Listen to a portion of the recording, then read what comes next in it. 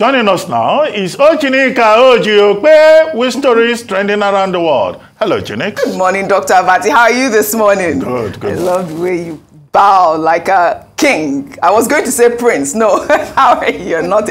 You're a king of Ogun Kingdom. How are you? You see, I have to find names for this man. Yes, good morning, Ayo. How are you? Good morning, Oji. I'm very well, thank you. No, our journalism has been, is Governor Samuel Otom wants to retire, not to the Senate. We have offered him a job. I hope he will take up the offer.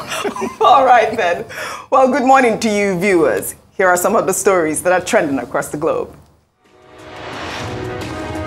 In the United Kingdom, the Duke of Sussex, Prince Harry, on Tuesday, lost his bid to pay for his own police protection after the judge denied the royals' request to challenge the UK government in court. The government stopped providing security after Harry, the younger son of King Charles III, and his wife, Meghan Markle, quit their royal duties and moved to California in 2020.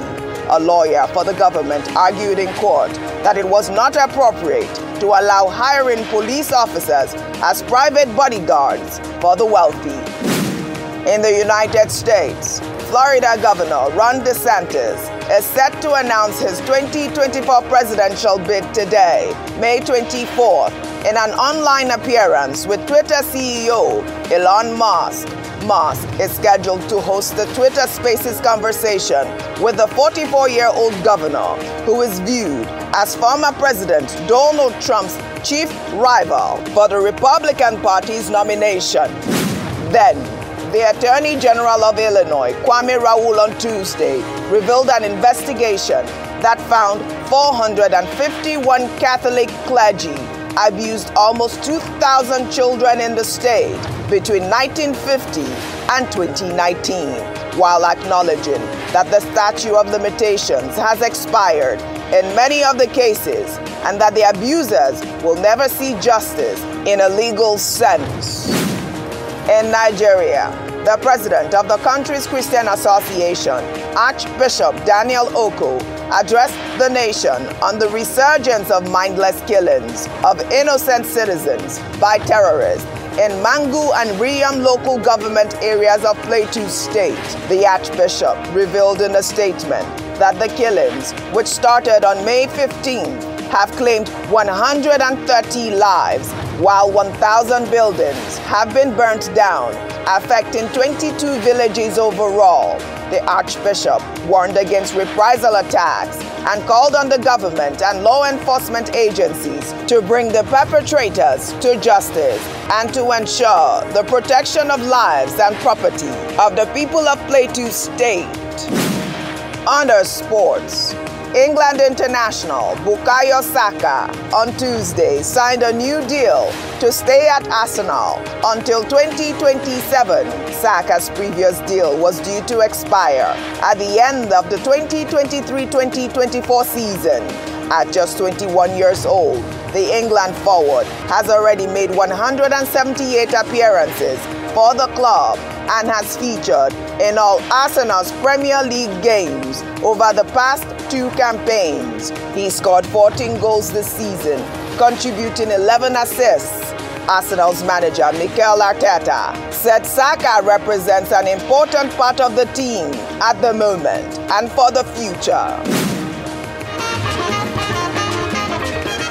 Finally, under entertainment, Grammy-nominated Afrobeat artist Seun Kuti has been released after spending 8 nights in police detention. The 40-year-old singer, who is the youngest son of the late Afrobeat legend Fela Anikolapo Kuti, was remanded on May 15th at the State Criminal Investigations and Intelligence Department in Lagos after he was filmed assaulting a police officer on the Third Mainland Bridge. The police has sought to get an order to keep the musician in custody for 21 days pending the conclusion of his investigation. Seun was released to his family on Tuesday evening after meeting his bail conditions. His brother, Femi Kuti, the eldest son of Fela, posted a video of his release on Instagram.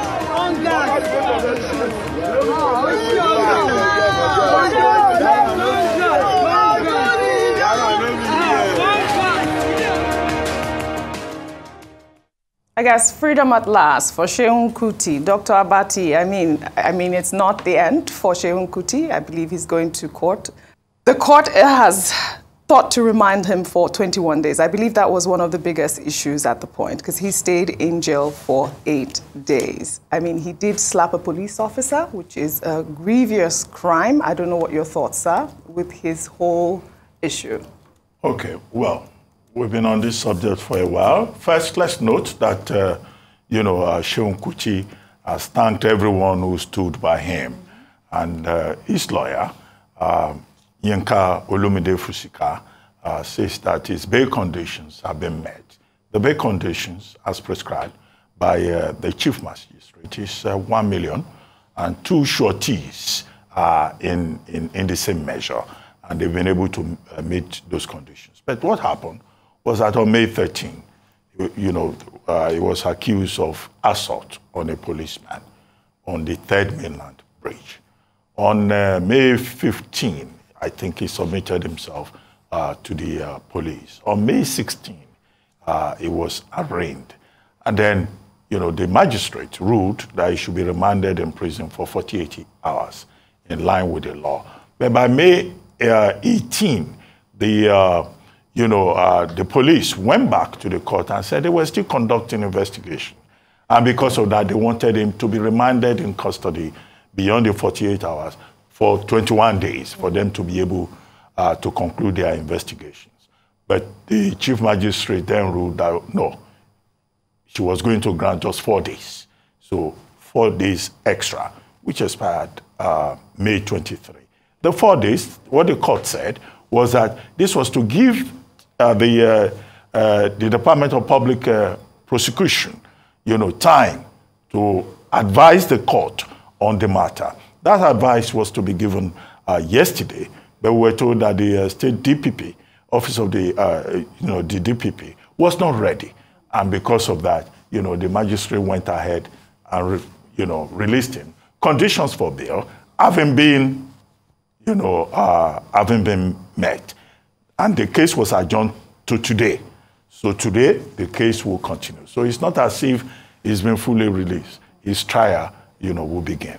Now, an assault on a policeman is a serious offense. It's a felony within the purview of Section 236 of the Criminal Code. You are not allowed to assault a policeman.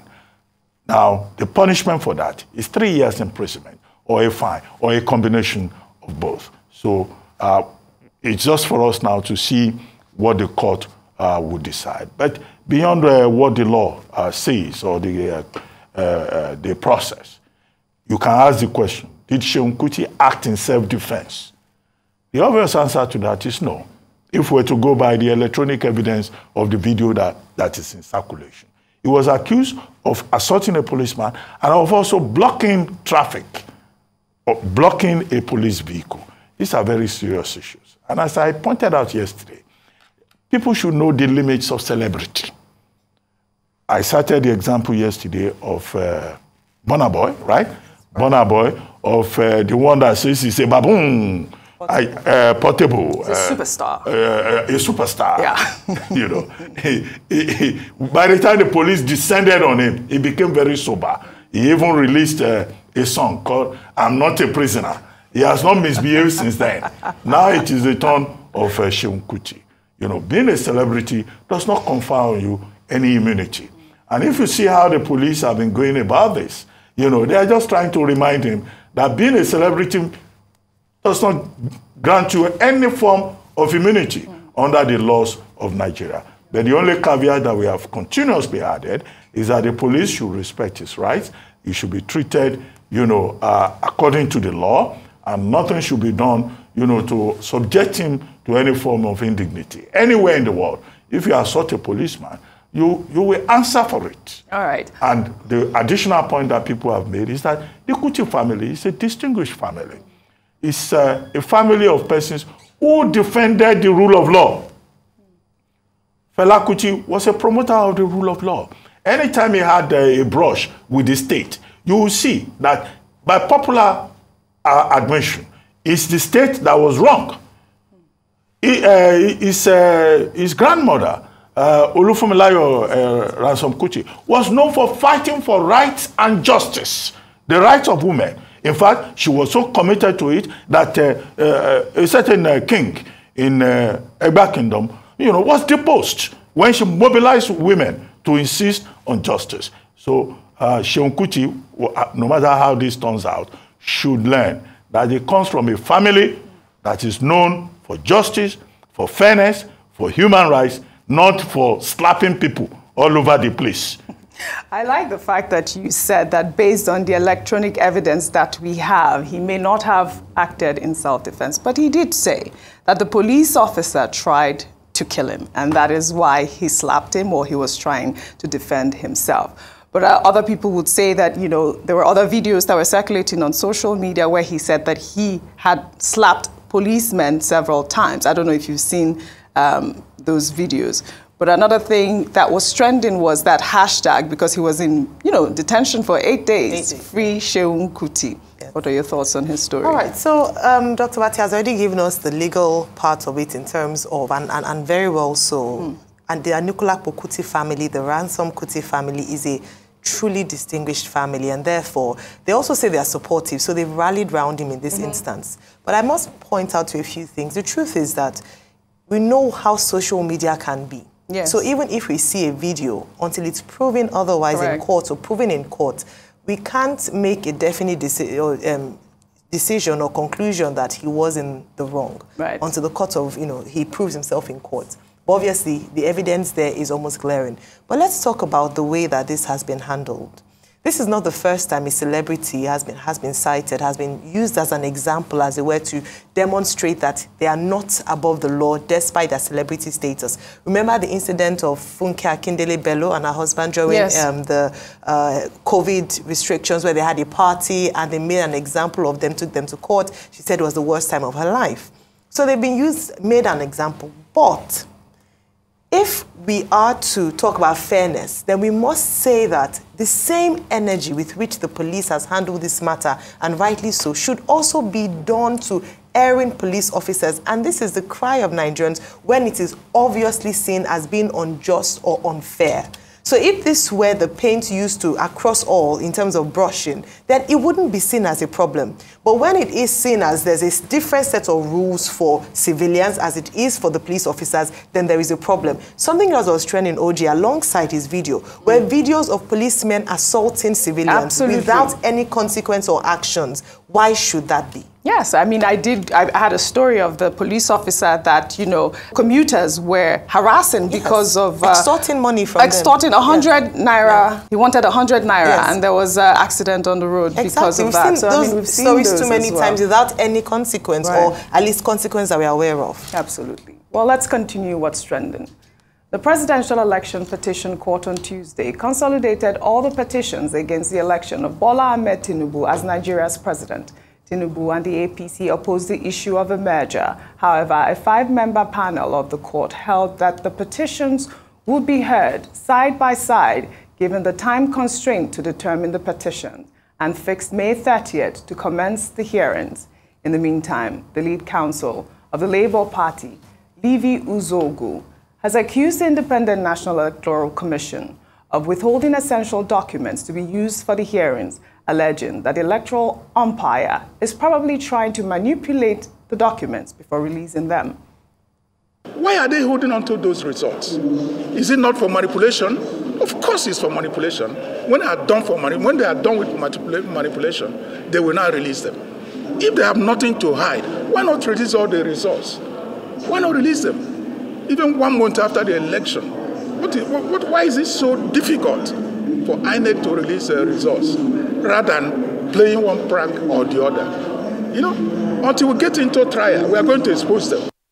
Well, let me take a Twitter reaction from Fatima, who wrote, Dr. Livy Uzoukwu, SAN, has mentioned what I fear most about this INEC shenanigan.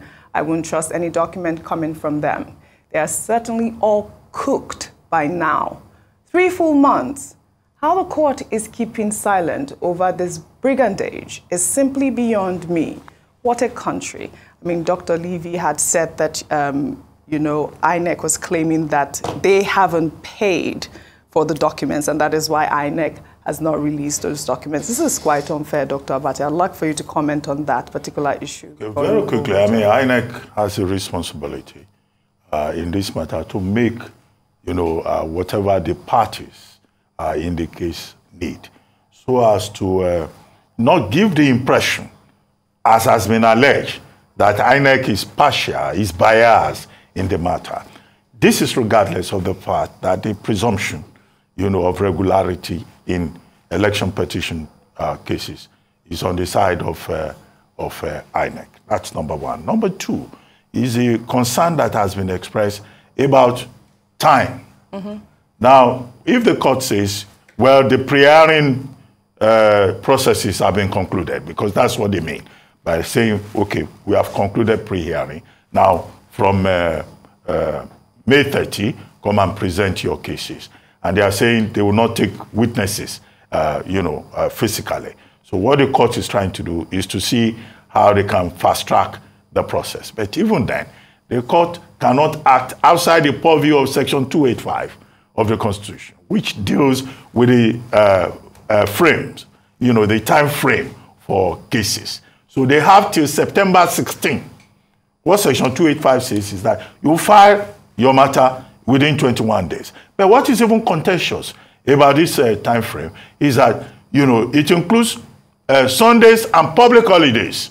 And some lawyers have argued that the Section 15 of the Interpretation Act, you know, does not include Sundays and public holidays. But in this particular case, there isn't, you know, that distinction.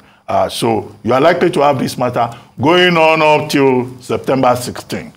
Now, 180 days. After 180 days, if there is any appeal arising therefrom, the appeal to the Supreme Court has a space of 60 days. So this matter, the way it is, once they start presenting their arguments on May 30, we go on till maybe January, February, by which time Bola Ahmed Tinubu will have been inaugurated on May 29, and understanding the implications as a seasoned politician, he will have appointed people, he would have, if I could even appoint new persons to the Supreme Court ahead of the matter. Which is why you could say that the people who are arguing that, look, we have to take a second look at Section 285 and Section 15 of the Interpretation Act, they may well have a point. And they continue to cite the example of Kenya. In other words, election petitions should be determined before inauguration. Because after inauguration, you see the momentum. 65 heads of state are coming for the inauguration. Blinken has called Bola Ahmed Tinubu. The president of the US, Joe Biden, has announced a 9-man delegation that will be there. Before Monday, you see delegations showing up. Everybody will be there. All right. The Supreme Court, at the end of the day, is a court of public policy. Well, all right. But we'll see how it plays out. We'll take another story. The Nigerian YouTuber MDTiamu, who specializes in helping Nigerians relocate to the United Kingdom, was trending on social media after a viral video revealed a BBC interview he granted, where he disclosed that Nigerians migrating to the United Kingdom use schooling as a ploy to gain entry into the country. In the video, Tiamu said that majority of Nigerians applying for the study visa do not need the degrees, but use the degrees as an access road into the United Kingdom. The video is coming in the wake of a new law enacted by the British government that will prevent Nigerian students and others studying in the country from bringing family as dependents, except under specific circumstances. Ayo, this has caused a lot of uproar on social media. Let me take Daniel's tweet. He wrote, MDTiamu is a mindless clown. Nigerians are already being stigmatized. Our country has a negative image, but instead of correcting the wrong perceptions, he deliberately threw Nigerians under the bus for views and cheap clout. Ignorance is a disease. Hope karma visits him soon. Well, Dr. Penkin, who actually revealed that video, wrote, this is MDTiamu. On his way to the United Kingdom in September 2022, he entered the UK with the same dependent route on September 2022.